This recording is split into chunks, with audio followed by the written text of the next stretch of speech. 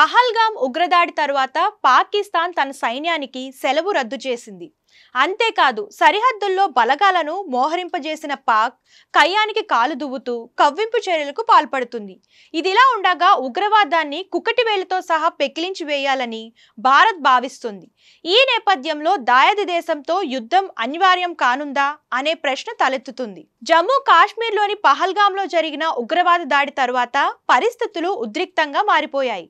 ముష్కరులను రెచ్చగొట్టిన దాయాది దేశం పాకిస్తాన్ అమాయక పర్యాటకుల ప్రాణాలను బలి తీసుకుంది. 2019 పుల్వామా దాడి తర్వాత జరిగిన నరమేధమే పహల్గామ్ దాడి. ఈ ఉగ్రదాడితో భారత్ మొత్తం అట్టుడిగిపోతుంది. పహల్గామ్ దాడిలో పాకిస్తాన్ ప్రమేయం ఉందని భావించిన భారత్ ప్రభుత్వం ఆ దేశంపై ఇప్పటికే కఠిన ఆంక్షలు విధించింది.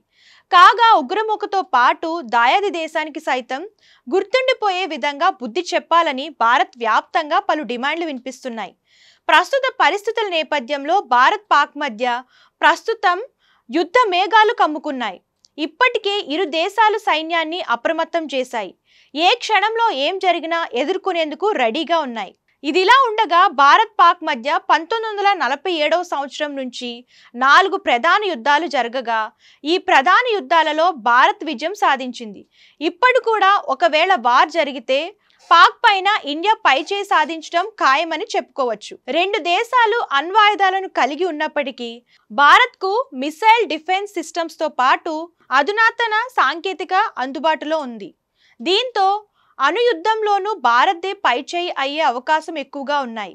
కాగా ప్రస్తుత పరిస్థితుల నేపథ్యంలో సరిహద్దు వద్ద నెలకొన్న ఉద్రిక్తతలు ఏ క్షణమైనా యుద్ధంగా మారే అవకాశం ఉందని తెలుస్తుంది.